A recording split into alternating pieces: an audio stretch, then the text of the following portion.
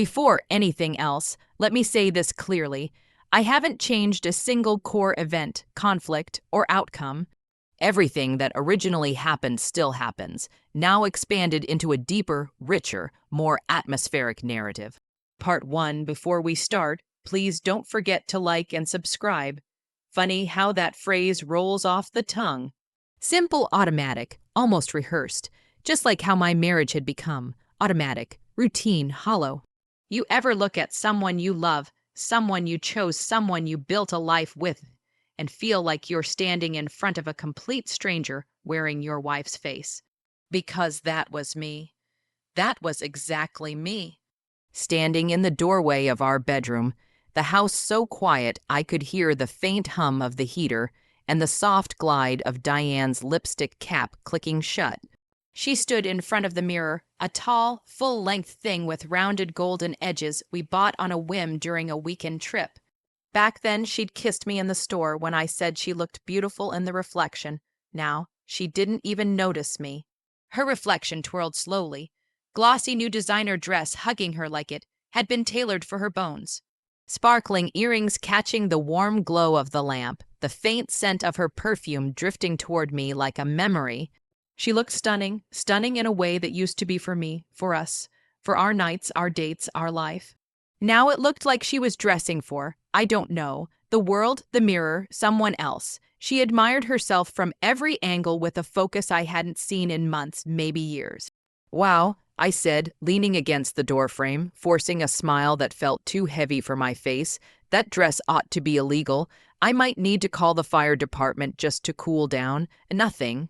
Not even the twitch of a lip. She didn't laugh, didn't roll her eyes playfully, didn't shoot me a cut-it-out grin. She didn't even turn, just pressed her lips together, adjusting her fresh layer of lipstick. "You're always so dramatic, James," she said flatly.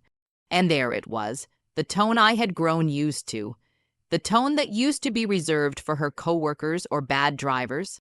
Now it was mine, only mine. I tried to chuckle, but the sound cracked in the middle. "You know it's been 2 months." Now she turned.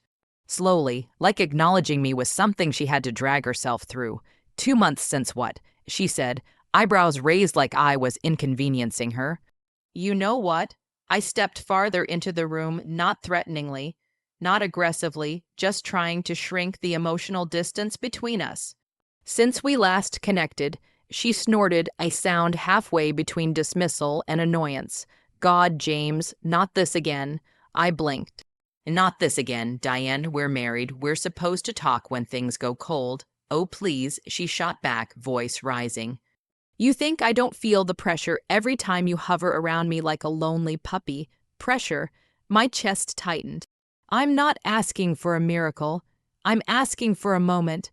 One moment that doesn't make me feel like I'm begging for spare change in my own marriage." She rolled her eyes, turning back to the mirror, tugging at the hem of the dress like that was the only thing that mattered. "That's rich," she muttered, coming from the guy who used to fall asleep before I even made it to bed. That one stung. Not because it wasn't partially true, but because it was the one thing she still held on to, the one thing she used as armor whenever she didn't want to face the real issue.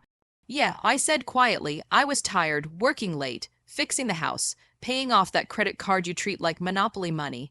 She whipped around, eyes sharp. "Oh, so now I'm irresponsible. Now I'm the villain. No." I said, "I'm saying I never stopped wanting you. I never stopped choosing you." "And what?" she snapped. "You think Chinese takeout and 2 compliments are going to magically turn me into your fantasy again? That's not fair." "No." She shot back, stepping closer, voice louder. "You're not fair. You only notice me when I wear something tight or when you're feeling neglected." I stared at her, not angry, not defensive, just tired. "I notice you all the time, Diane. I notice when you spend 2 hours getting ready and don't look at me once. I notice how you stopped kissing me goodnight. I notice how the woman I married is in the room, but not with me." Silence. Sharp, cutting silence. Then she said the coldest thing she had ever said to me. "Maybe I just don't feel that way about you anymore." I didn't break, didn't yell, didn't collapse. Something inside me just folded quietly like drywall behind fresh paint. I walked out without a word. And for months afterward, I said nothing because I kept telling myself it was a phase, but phases pass. And this felt permanent. Murphy's Grill, the place where clarity usually tasted like bitter coffee. The next day, I sat at Murphy's Grill, that little corner diner with peeling vinyl seats and coffee that tasted like burnt hope. Across from me sat Mark Jensen, co-worker, friend, annoyingly rational human being. She told me, I said, poking at my cold burger, maybe she doesn't feel that way about me anymore. Like I was asking her to donate a kidney. Mark leaned back. Ouch, I forced a laugh, but it came out thin. I come home, she's dressed to kill, makeup perfect, everything flawless, but it's never for me. She doesn't even look at me. Mark shrugged lightly. So what are you going to do? I don't know. Keep trying, I guess. Crawl back into bed every night and hope she remembers I exist. He studied me with a look I hated. Sympathy. Can't relate. I raised an eyebrow. Must be nice. Anna and I were solid. He said simply, we talk, we argue, we reconnect, we try. That's marriage. Effort. Effort. I echoed silently. He leaned forward. James, you keep knocking on a locked door. At some point, you gotta stop hurting your hand. I swallowed. Didn't reply. The thing is, sometimes the truth isn't comforting. Sometimes it's just necessary. Flowers. Takeout, a last attempt. That evening I came home with her favorite takeout and Lily's. She didn't look up from her tablet. I already ate, she said. I swallowed the hurt and set the food down, and the flowers. She asked with a humorless breath. Lily's, what is this, Valentine's Day? No. I whispered, just Thursday. But her eyes didn't soften.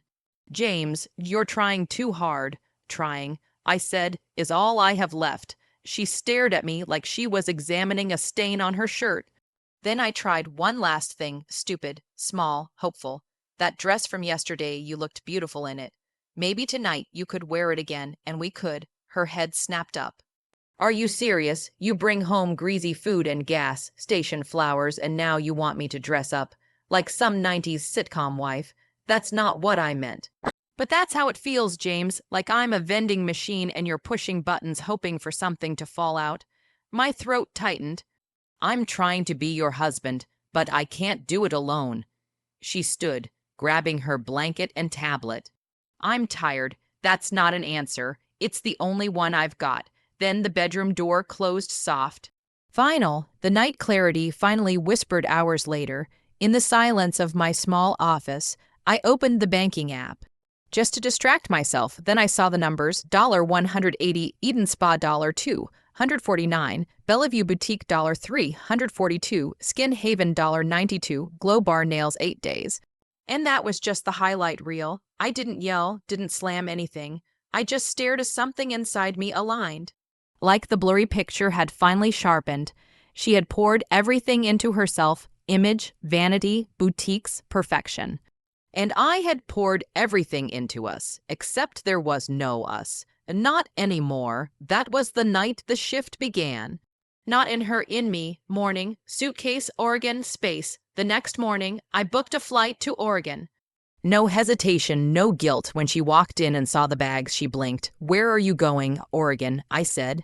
Taking a few days to reset. You didn't think to talk to me first. You didn't think to talk to me about the $340 facial. She froze.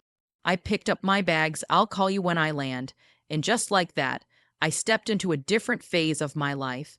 Cannon Beach, where the tide reminded me I still existed. Marcus, Jay, Ellis, old friends, real friends. They greeted me like a man returning from war. We surfed. We drank. We laughed until our ribs hurt.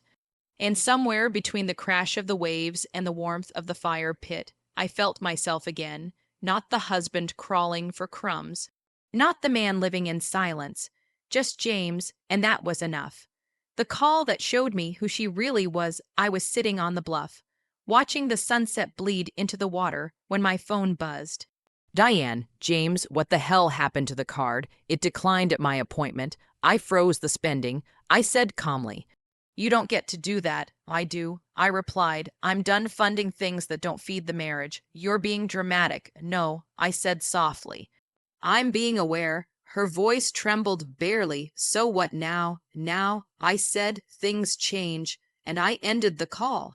Clean, quiet, certain. Returned home, the place that didn't feel like home, the house looked perfect when I returned. Too perfect, like a staged apology wrapped in lemon, scented air. She looked polished, composed, but behind her eyes, uncertainty. Sit, I said. She did. We need to talk, not fight. Talk. Oh, so this is an intervention, she mocked. No, this is honesty. I laid it out clearly: respect, communication, presence, partnership, intimacy, emotional, physical, all of it. Then she gave me the most insulting offer of the entire marriage. Fine, she said finally, once a month. That should fix your little crisis. I laughed. Not with amusement, with realization. Once a month, I repeated. Then you get $10 a day. Her face fell. What? You heard me. You're not serious. I am, I said calmly, starting tomorrow. And I walked away. Not fleeing, not hurting, for the first time in control. Day one of the new arrangement. The next morning, I placed a crisp $10 bill on the counter. She stared. What is this? Your allowance. I said without blinking. You're being petty. No, I'm matching your energy. And I left for work. For the first time in months, my own chest felt quiet, steady, and that was only the beginning. Der Region hat und Lick nachgelassen, als Arland Winters die Werkstatur hinter sich Zuzog. Drinnen war die Luft noch warm von den Werkzeugen, die den ganzen Nachmittag über gegluet hatten. Der Geruch nach Maskein, Nerl hing schwur in der Luft, vermischt mit dem süßen Dampf der Kaffeemaskein, die viel zu oft benutzt. Blieb einen Moment stehen, schaut in die Abendlich still hinaus. Der Asphalt glänzt nass untergend, wo in der Fern hört man einen Hund bellen, gedämpft vom Nebel, der sich langsam über die Straßen schob. Jen, au heirer hat sei zum zweiten Mal gesehen. Nicht zum ersten das war en jenem grauen Morgen Jewison aber heirer war der Moment, der sich in sein Gedächtnis eingebrannt hat. Den diesmal war, sei nicht zufällig vorbeigekommen. Diesmal sucht sei einen. Sei trat aus dem Schatten der Straßenlamp, ihr Mantel noch dunkler als der Himmel. Ihr Haar, die im Wind lagen, glänzten wie etwas, das nicht in dies Staubige Werkstatwelt gehört. Sei hielt was in der Hand ein zernittert Quittung, ein Zettel, urgent etwas, das sei während sichert zwischen den Fingern dreht. Du hast gestern meinen Kaffee bezahlt, sagt sei, unsicher, fast entschuldigend. Ihr Stimme war klar, weich und gleichzeitig voller Riss, als het sei lange nicht benutzt. Arland, kratzt sich im Hinterkopf, war nicht viel, und du hast so ausgesehen, als könntest du einen brauchen. Sei lacht leise. Ein Kurzer laut unerwartet, ein Stück son in einem bleigrauen Tag. Es war kein Laschen, das ein Geheimnis versteckt. Es war ein Laschen, das aus Müdigkeit kam. Denk, sagt sei, nur dieses ein Wort und doch schien es mehr Juicht zu haben als jede Erklärung. Und bever fragen konnte, warum sei wirklich heirer war, hab sei den Blick und sah einen, alt, wued sei versuchen, einen zu lassen, oder sich selbst, ich heiß Mira, Arland nickt, Arland, Winters, ich weiß, sagt sei. Blinzelt, du weißt, sei presst die Lippen zusammen, man hört dinge, wollt fragen, welch dinge aber was in ihrem Blick sagt ihm, dass es nicht der Richtag Moment war. Die Tage danach langsamer, tiefer, schwer die next Watch kam Mira jeden Abend vorbei. Manchmal bracht sei zwei Tibecher mit. Manchmal nur sich selbst, manchmal worked sei, als wued sei jeden Moment wieder verschwinden, als wäre sei nur ein Schatten, der Kurs über sein Leben huscht, bever im Nebel vorsichtig zerfloss. Aber sei blieb, sei setzt sich auf die Motorhab eins alten Wagens und halt einem dinge, die Beine workten, aber merkt schnell, das sei zwischen den Seilen sprach, nicht in den Sätzen. Ich heb viel verloren, sagt sei einmal, jeder verliert, antwortet Nicht so, flüstert sei, drank nicht, konnt nichts zwingen, was nicht bereit war, gesprochen zu werden, aber hört zu, und das schien ihr zu reichen. Der erst Riss in ihrer Mask. Eins abends der Wind war stark, der Himmel voller unruhiger Wolken saß sei unjur, Lick still off der Workbank. Arland merkt sofort, das et, was nicht stimmt, Mira. Sei saw einen an die Augen glänzend nicht vom Licht. Hat mich gefunden, sagt sei, Arland spuet, why sich sein Magen Zusamenzog, were. Jemand der mich nicht finden salt. Dan ein bitters Lächeln. Oder vielleicht salt gen, au das. Sei rutscht von der Workbank. Jingsway schritt auf I. Zu unblieb stehen, als het der Boden ein Grenz gesigen. Kann ich hut heirer bleiben? Fragt sei leis, Arland nickt. Kein Zergern, kein Zweifel. Und ein weiters Wort legt einen alten Mantel über ihr Schultern. Stellt ein Zweit Tass auf den Tisch und dreht die Heisung hoch, obwohl is sich kaum lesen konnt. Die Nacht, die alles verandert sei schlief leicht, unruhig, als would jetter eight, zug sei in etwas erinnern, das sei vergessen wollt. Arland blieb wach, saß in einem alten Sessel, das Works ugneben sich, und lauscht dem Rhythmus ihres Atems, nicht weil sei bewaschen wollt, sondern weil merkt, why sayer nicht wollt, das sei wieder verschwand, Jegen zwei morgens setzt sei sich auf, at meet schwur, als wäre sei aus einem Wasserloch aufgetaucht. Ich kann nicht zurück, sagt sei. Dan J nicht, antwortet ihr Blick war so voller Schmers, dass es fast weit, at einen zu halten, du verstehst nicht, flüstert sei. Ich könnt dich mit in etwas hineinsehen, von dem du nicht einmal wissen willst, dass es existiert. Lehnt sich zurück, Dan erklärs mir, sei schüttelt den Kopf.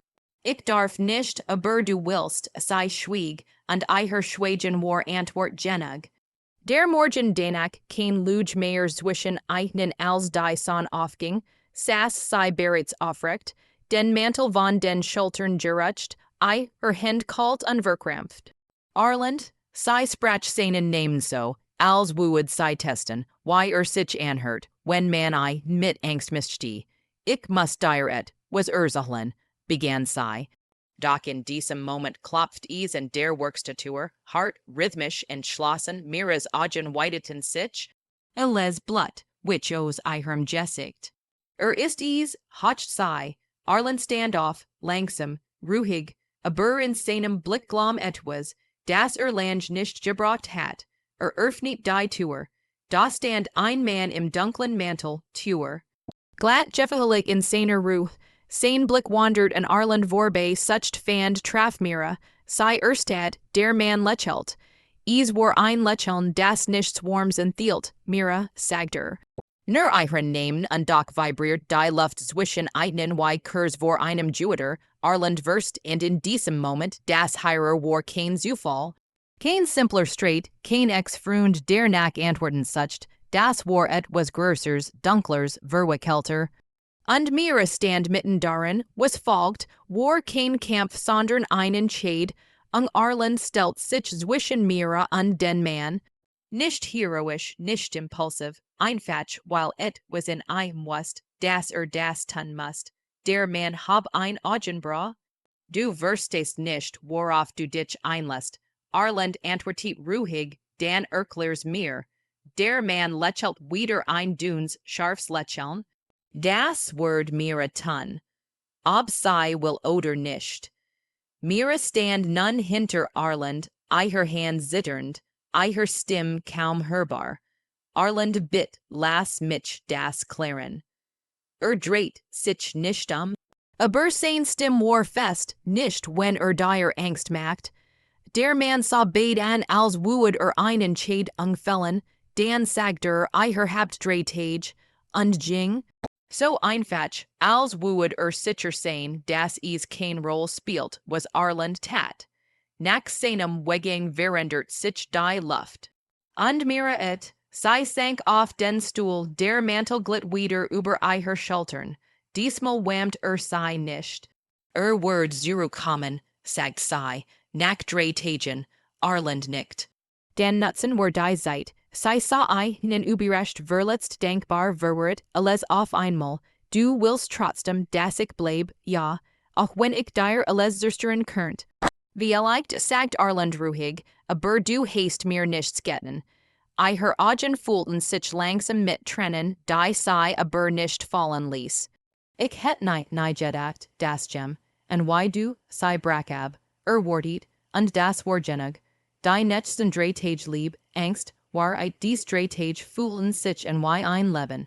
Oder de Anfang eins, mira halt Stuk vor Stuk, nicht de les auf einmal, immer nur das, was sei gerade ertragen kant, hurt, stelt nie fragen, die sei verletzten, war einfach da, sei schlief nicht mehr im Sessel, sei schlief in seinem Bett, nicht, while sei is wollten sondern while die nicht sonst zu dunkel wären, zu laut, zu eng, manchmal saßen sei schweigend nebeneinander, manchmal redeten sei stundenlang, und urgent wan ganz lies, legt sei I her hand insane, so als were die Welt kurs still Jordan, der dritt Tag is war windig, der Himmel war blägrau, fast genosso white, in dem Tag and dem sei zum ersten Mal Jessihen hat, als die son unterging, standen sei beiden der Workstatur, wartend nicht vor Angst, sondern while sei wussten, das is unvermeidlich war.